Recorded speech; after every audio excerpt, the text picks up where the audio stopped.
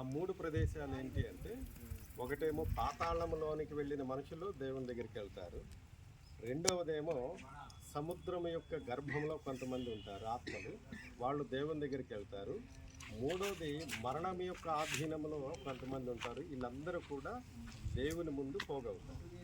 పోగైనప్పుడు జరిగేది ఏంటి అంటే, దేవుని ముందు 2 రకాల గ్రంథాలు రాసి ఉంటాయి.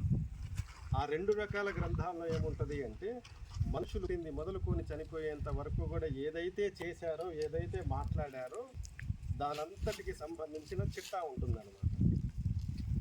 మనం మెమరీ కార్డులో పాటలు ఎక్కించుకున్నట్లుగా మన జీవితానికి సంబంధించినటువంటి మంచి చెడు మొత్తం కూడా ఆ గ్రంథాల్లో రాసి ఉంటుంది అన్నమాట.